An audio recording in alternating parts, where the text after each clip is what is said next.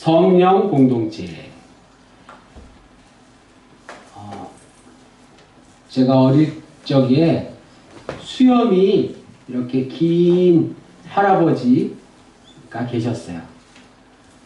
할아버지 그 수염이 얼마나 길었던지 지금도 생각이 납니다. 어떤 꼬마가 할아버지께 이렇게 질문했습니다. 할아버지, 주무실 때 그 긴 수염을 이불 속에 넣고 주무세요? 아니면 이불 밖에 꺼내놓고 주무세요? 그러자 할아버지가 이렇게 대답하셨습니다. 글쎄, 내가 수염을 어떻게 하고 자더라?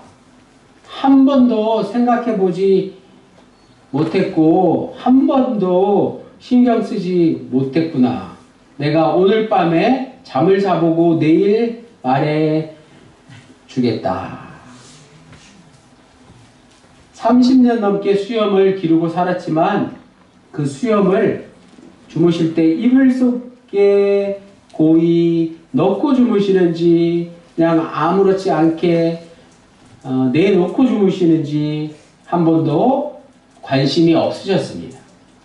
그날 밤 할아버지가 잠자리에 드셨는데 밤새도록 수염을 이불 속에 넣었다가 또 답답해서 뺐다가 한숨도 못 주무시고 날이 샜습니다. 이 이야기는 대부분의 기독교인들에게 성령이란 존재를 바로 수염과 같이 생각하고 있지 않나 라고 질문하고 있는 것입니다. 성령이란 도대체 무엇일까요? 이제 부활절을 지내고 성령 강림절, 기나긴 성령 강림절을 보내면서 성령에 대해서 우리는 늘 생각해 볼 수 있기를 원합니다. 인간인 우리는 그리스도인으로서 성령을 어떻게 경험할 수 있을까요? 성령을 경험하지 않고 산다면 그리스도인이라고 말할 수 없습니다. 성경은 왜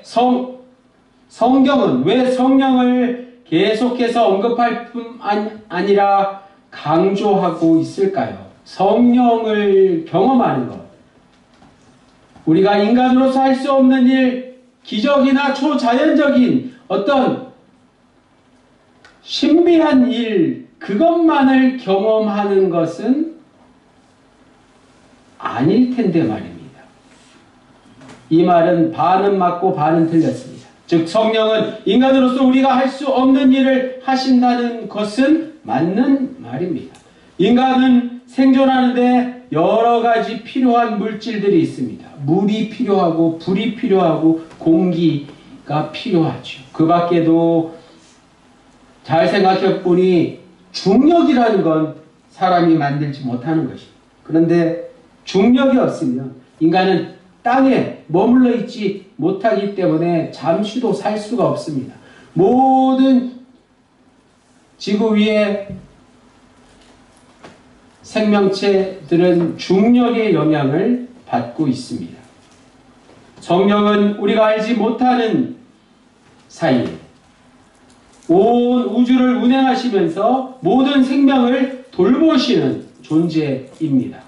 그래야만 성령 하나님이라 불리기에 합당합니다. 그러나 우리 연약한 인간은 그런 성령을 오라 가라 목매어 부릅니다. 사도행전 초장에 기록된 성령도 마가다락방에 120문도가 함께 모여서 어찌 불러서 왔겠습니까? 성령의 임재를 그렇게 장엄하게 표현할 수밖에 없었을 것인데 말입니다. 우리는 성령을 오해하는 경우가 많습니다. 대부분의 한국 교회는 성령을 부르는 능력이 있는 듯한 분이 높은 데 올라가서 성령을 부르며 성령을 오라 가라 외치지만 성령은 내 마음대로 부를 수 있는 존재가 아닙니다. 내 마음대로 불러서 오는 존재가 아닌 것입니다. 오늘 성령 강림절 우리가 분명히 알아야 할 것이 바로 이것입니다. 기독교가 한국에 들어와서 전통 사상에 기반하는 그 어떤 토착신앙, 원시 종교와도 다르다는 사실을 잊어서는 안 됩니다. 기독교는 세상 모든 종교에 공통적으로 나타나는 주술현상, 즉 샤머니즘과 구별된다는 사실을 알아야지 성령이 무엇인지를 이해할 수 있습니다. 오늘 본문에 가장 많이 나오는 단어는 당연히 무엇일까요? 고린도전서 12장 3절에서 13절까지 성령이 10번 이상 나옵니다. 12장뿐만이 아니라 13장과 14장까지 모두 성령에 관한 이야기입니다. 고린도전서 13장은 우리가 잘 아는 사랑장 아닙니까? 성령 문제가 고린도 교회에 논란이 되었기에, 논란의 중심에 은사 문제가 있었기에 고린도 교회 신자 중에서 성령을 받은 증거가 방언에 있다고 주장하는 이들이 적지 않았습니다. 사도행전에도 그런 이야기들이 나옵니다. 방언은 특별한 언어 현상을 통해서 하나님 경험의 비밀에 가까이 가는 것이기 때문에 초기 기독교에서 매우 중요한 은사로 받아들여졌습니다. 오늘날도 마찬가지입니다. 그러나 바울도 자신이 방언 기도를 다른 사람보다 더 많이 한다고 밝혔지만, 문제는 일부 신자들은 방언 은사를 독점적으로 그리고 특권적으로 주장하며 사용했다는 것입니다. 자신들의 방언 은사가 남보다 우월하기에 다른 은사를 무시하는 것입니다. 다른 은사를 알아보지 못하고 오직 자신의 은사만을 자랑하는 것입니다. 바울이 이 문제로 인해서 고린도 교회가 분열될 위험성을 발견하고 바르게 가르쳐야겠다고 생각했던 것입니다. 그래서 이 말씀을 한 것입니다. 고린도전서 12장에서 14장까지 결국에는 성령과 은사에 대한 이야기 가운데 13장에 나오는 사랑 이야기가 성도 간의 은사와 성령에 대한 이해를 돕기 위한 말씀이었다는 것입니다. 우리가 그렇게 좋아하는 사랑은 오래 참고 사랑은 온유하며, 이 말씀을 한 이유가 여기에 있다는 것입니다. 은사를 헛되이 자랑하지 말라며 사랑에 대해서 이야기했다는 것입니다. 은사라는 단어는 헬라어 카리스마의 번역입니다. 하나님이 성령을 통해서 그 백성들에게 주신 특별한 선물이 바로 카리스마입니다. 요즘 세상 사람들도 카리스마를 얼마나 많이 사용합니까? 성령은 또 헬라어 퓨뉴마에서 나온 말이죠. 퓨뉴마는 바람, 숨, 기운, 영이라는 뜻이 있습니다. 성령은 생명의 영이기에 초기 기독교는 성령을 창조의 영이요, 구원의 영이요, 부활의 영이요, 종말의 영이요, 예수 그리스도의 영이라고 불렀습니다. 성령의 능력 가운데 가장 중요한 것이 바로 예수 그리스도의 영이라는 것입니다. 예수를 알면 성령을 알게 되는 것입니다. 그리고 오늘 말씀을 통해서 성령이 믿는 자들에게 은사를 주신다는 놀라운 사실을 발견할 수 있습니다. 3절에 그러므로 라고 시작하고 있는데 예수님에 대한 사람들의 두 가지 태도가 나옵니다. 첫 번째, 예수님을 저주할 자라 하는 것이고, 다른 하나는 예수님을 주인으로 인정하는 것입니다. 고대 유대인들에게 저주할 자는 하나님의 심판을 받은 사람, 저 나무 십자가에 달려 죽은 사람입니다. 하나님으로부터 버림받은 사람을 뜻하는 말입니다.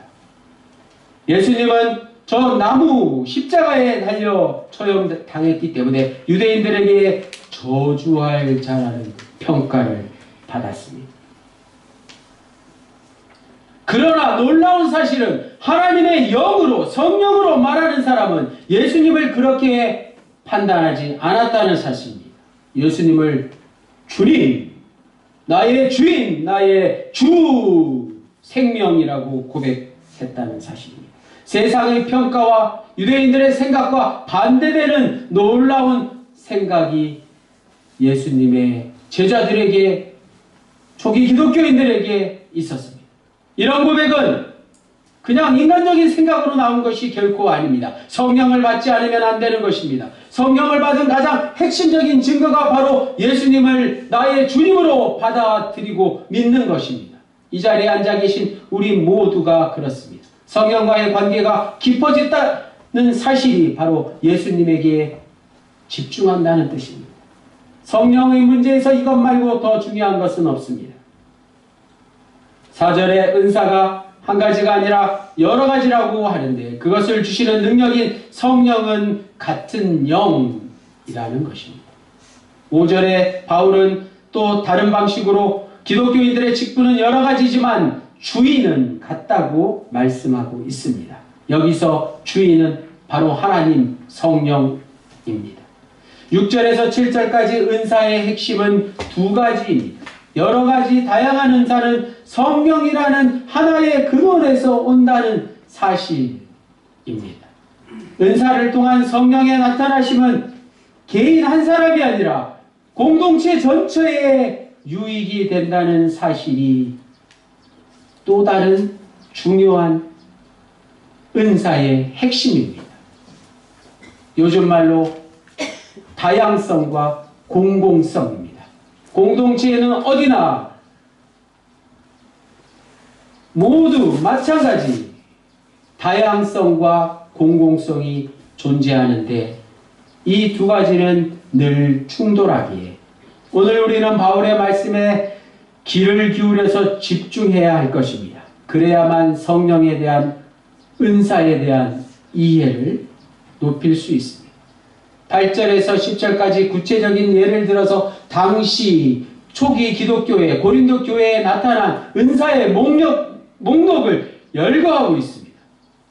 그런데 잘 살펴보니 오늘 우리 교회에 연결되는 내용도 있지만 지금은 없는 내용도 있는 걸 알게 됩니다. 당시 고린도 교회 교인들 일부가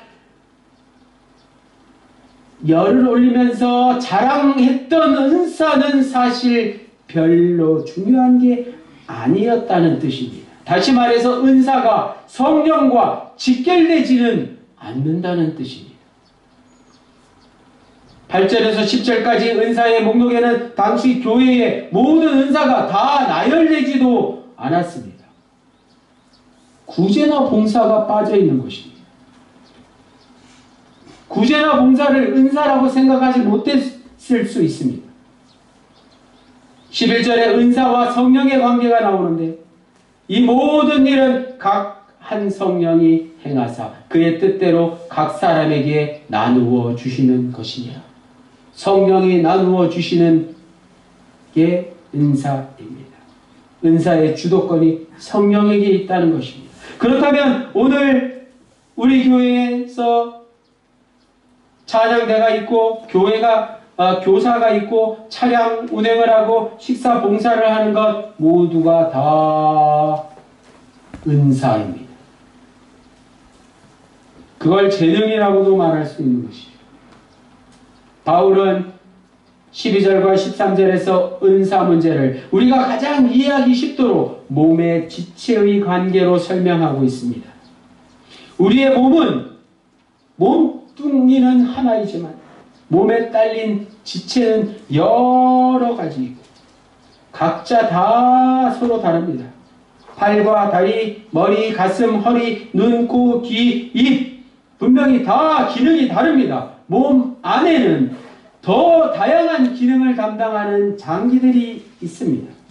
위와 간의 기능은 완전히 다르지만 둘 다 한 몸에 연결되어 있지 않습니까? 교회도 마찬가지입니다. 교회의 구성원도 마찬가지입니다. 몸은 예수 그리스도이시고 지체는 교인, 즉 성도들입니다. 다양한 은사로 살아가는 교인들은 모두 그리스도 안에서 한 몸을 이루고 있습니다. 그런 한 몸을 가능하게 하는 힘이 바로 성령인 것입니다. 다 함께 금주의 요절 말씀 12장 13절 말씀을 같이 읽겠습니다. 고린도전서 12장 13절 시작. 우리가 유대인이나 헬라인이나 종이나 자유인이나 다 한 성령으로 세례를 받아 한 몸이 되었고 또 다 한 성령을 마시게 하셨느니라. 아멘. 바울은 오늘 설교 본문 고린도전서 12장 3절 말씀을 마지막 9절 13절 말씀에서 다시 한번 확인했습니다. 오늘 교회력이 정한 성서 일과가 3절에서 시작하는 이유가 바로 그것입니다. 우리가 유대인이든지 헬라인이든지 자유인이든지 종이든지 똑같이 모두가 다 한 성령으로 세례를 받아서 하나가 되었다는 말씀입니다. 이걸 요즘식으로 바꿔 말하면 이 자리에 계신 분 중에 사장님도 계시고 그 밑에서 일하는 종업원도 있고 농사를 짓는 분도 계시고 이장님도 계시고 소장님도 계시고 도지를 받아 일하시는 분도 계시고 밭농사 하시는 분도 계시고 벼농사 하는 분도 계시고 또 직장을 다니시는 분도 계시고 청소를 하시는 분도 계시고 조선시대로 돌아가면 양반과 머슴살이 하는 이가 한 교회 안에 앉아 있다는 것입니다. 100년 전에 우리나라에 교회가 처음 들어왔을 때 그런 현상들이 일어나지 않았습니까? 남자와 여자가 어찌 한 자리에 같이 앉아서 예배를 드릴 수 있었겠습니까? 신분의 차이, 귀족이냐 아니냐, 민족이 같으냐 다르냐 다 중요한 게 아닙니다. 한 성령으로 세례를 받았다는 것만이 중요합니다. 이걸 극복하는데 수많은 어려움이 있었지만 모두 다 한 성령으로 세례를 받아 한 몸이 되었다는 바울의 이 놀라운 말씀은 당시 세상을 뒤바꾸는 혁명적인 사상이 되었습니다. 서양이 동양보다 더 근대화, 현대화를 빨리 이룰 수 있었던 이유가 바로 여기에 있습니다.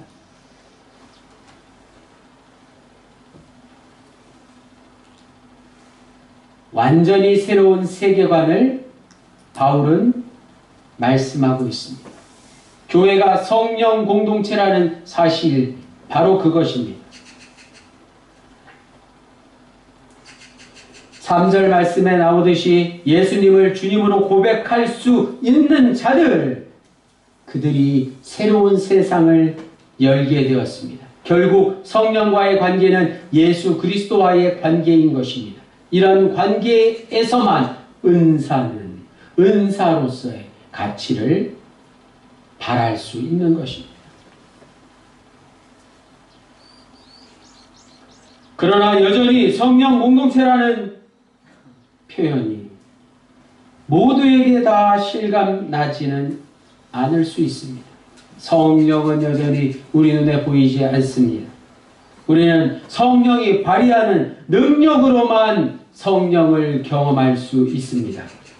눈에 보이지 않는 바람을 태풍이 몰아칠 때 경험할 수 있듯이 말입니다. 성령은 생명의 영이기에 개인과 사회에 생명의 능력으로 나타나는 것입니다. 그걸 우리가 미처 깨닫지 못하는 것일 뿐입니다. 당시 바울이 염려하던 고린도 교회의 은사 문제로 분쟁이 벌어졌습니다. 바울은 7절 말씀에서 성령의 은사가 개인을 유익하게 하는 것이 아니라 공동체를 유익하게 하는 것이라고 말씀했습니다. 단순하게 유익하게 하는 정도가 아니라 공동의 선, 공동의 유익에 가깝다는 말씀입니다. 바울의 말씀처럼 공동체를 유익하게 하지 못한다면 은사를 오해하는 것이고, 은사를 오해하는 신자는 성령의 은사를 받은 사람이라고 말할 수 없습니다. 당시 고린도 교회에는 공공이 아니라 사사로이 은사를 사용하는 이들이 많았습니다. 은사를 곧 자기 자랑의 기회로 삼았다는 뜻입니다. 그로 인해서 고린도 교회의 공동체성이 파손되기 시작했습니다. 그걸 지켜보던 바울이 공동예배에 방언을 하지 말라고 한 것입니다. 방언을 하지 못하는 이들에게 방언을 자랑하는 일이 될 수 있기 때문입니다. 심지어 여자는 교회 안에서 모자를 벗으라고까지 이야기하지 않았습니다. 당시 이교도들의 신전에서 여인들이 자신의 어떤 영적인 권위를 내세우기 위해서 모자를 썼기 때문에 교회 안에서 여자는 모자를 쓰지 마라 라고 과감하게 말한 것입니다. 다른 사람에게 상처를 주지 말라는 뜻입니다. 오늘날 교회 다니는 사람들이 세상 사람들에게 실망을 주는 일보다 더 우선시해야 할 일이 바로 이것입니다. 신자들끼리 먼저 상처를 주지 말아야 할 것입니다. 방언을 하지 못하는 이들에게, 내가 가진 은사를 가지고 있지 못한 자들에게 방언과 같은 은사를 결코 자랑할 수 없는 것입니다.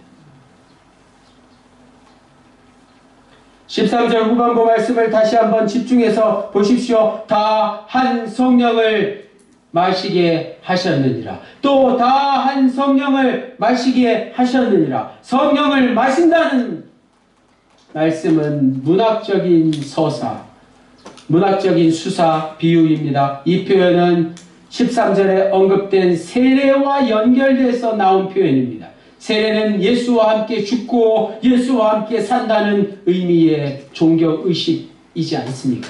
이 종교의식의 출발은 예수 그리스도에게 일어난 십자가의 죽음, 십자가의 피와의 연합인 것입니다. 십자가의 죽음은 바로 예수 그리스도의 보혈이기에 세례는 곧 예수 그리스도의 보혈과의 연합인 것입니다. 예수 그리스도가 저 십자가에서 흘리신 그 붉은 피와 우리는 하나 되어야 한다는 뜻입니다. 세례는 성령 사건이라는 점에서 바울이 성령을 마신다. 성만찬 때 포도주를 마시지만 그 진정한 의미는 무엇이라고요? 예수 그리스도의 보혈의 피, 십자가의 피를 마시고 죽는 것입니다.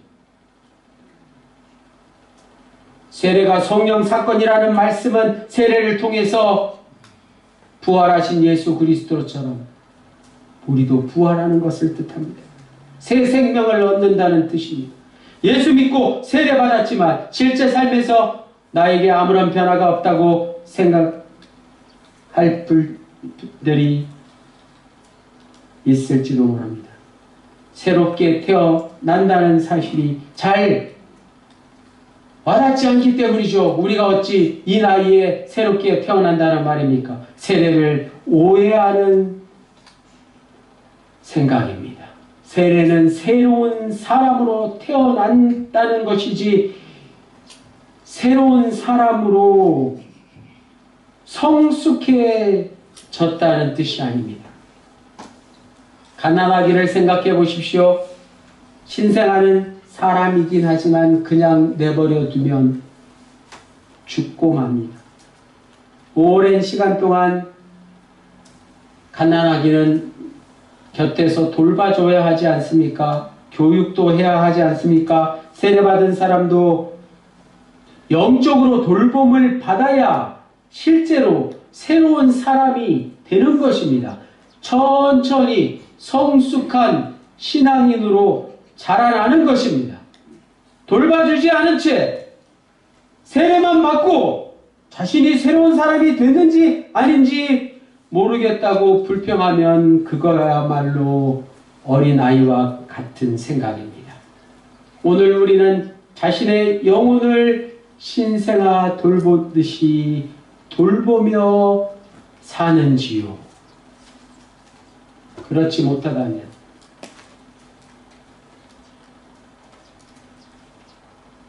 이제라도 어린아이를 돌보듯이 내 자신의 영혼을 돌보십시오. 내 자신의 영혼을 돌보기 시작하면 비로소 성장하기 시작합니다. 시간이 지나서 비로소 자신이 새로운 사람이 되었다는 사실을 깨닫게 될 것입니다. 그렇습니다. 성령으로 세례받고 예수와 함께 죽고 예수와 함께 다시 태어났으면 그의 영혼이 계속 자라고 있다는 사실을 온전히 깨닫게 된다면 자신의 은사, 방언을 하든 통변을 하든 기도를 오래 하든 봉사를 열심히 하든 그 어떤 일을 하든 자신의 은사를 어떻게 하면 공동의 유익을 위해서 공공의 선을 위해서 사용할지가 눈에 들어오게 될 것입니다.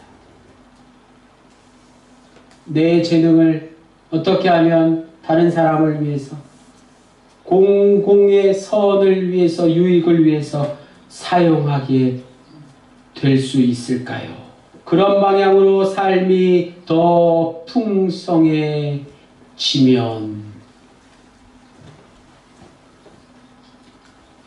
내 자신은 무한히 작아질 것입니다. 자기 자랑 따위를 할 수 있겠습니까? 거기서 기독교가 말하는 궁극적인 평안을 얻게 될 것입니다. 그게 우리가 그토록 원하는 구원의 모습입니다. 오늘은 살아있는데 내 숨이 일주일 뒤에 멈춘다고 합시다. 의사 선생님이 내 수명이 일주일 남았다고 사형 선고를 내렸다고 생각해 보십시오.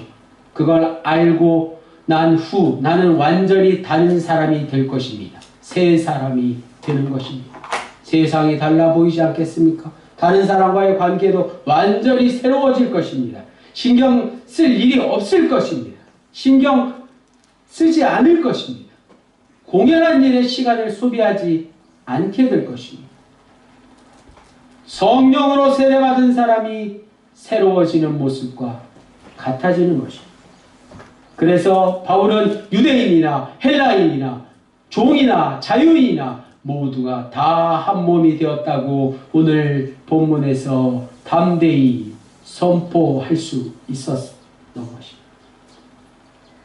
사랑하는 더감영문의 군우님들, 오늘은 전 세계 모든 교회가 동일하게 지키는 성령 강림절입니다. 성령 강림절이 얼마나 중요한 날이면 지금 이 시간 전 세계 모든 교회에서 똑같은 제목으로 예배를 드리겠습니까? 성령으로 세례받고 성령의 잔을 함께 마신 우리 모두가 지체로 참여하는 세상 모든 교회가 무슨 공동체라고요? 성령 공동체인 것이죠.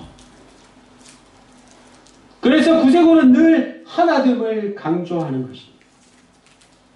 그러나 말만 성령 공동체에 속겠다 하는 게 아니라 성령 공동체의 길을 가야 할 것입니다.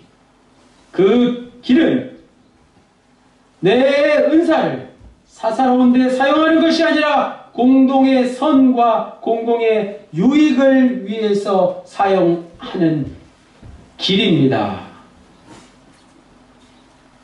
성령님께 마음을 열면 그분이 우리를 하나 되게 하여 주십니다. 성령께서 우리 모두를 지금 이 자리에 불러 모으셨습니다. 성령 공동체. 더감명문의 모든 구성원들이 성령께서 친히 인도하시는 남은 생을 살아가시기를 주님의 이름으로 간절히 축원합니다. 기도드리시겠습니다. 주님, 지금 이 시간 우리의 좁은 마음에, 편협한 마음에, 강팍한 마음에 성령의 바람을, 생기의 바람을 불어넣어 주십시오. 나에게 익숙한 한계에 갇혀 머물러 있는 우리를 성령의 새 바람으로 변화시켜 주십시오. 깊은 잠에서 일깨워 주십시오. 불과 같은 능력을 힘있게 하여 주십시오. 그리해서 이웃과 단절된 상처와 아픔이 가득한 이 땅에 주님의 평화가 이루어지기까지 우리가 마땅히 감당해야 할 생명과 화해의 증인으로 살아갈 수 있게 하여 주십시오. 더 이상 내 은사를 자랑하는 게 아니라 사사로이 내 재능을 사용하는 것이 아니라 오직 공동체의 선을 위해서, 공공의 유익을 위해서 사용할 수 있기를 원합니다. 성부 성령과 함께 영원히 살아계시고 지금도 우리를 다스리시는 예수 그리스도의 이름으로 기도드립니다.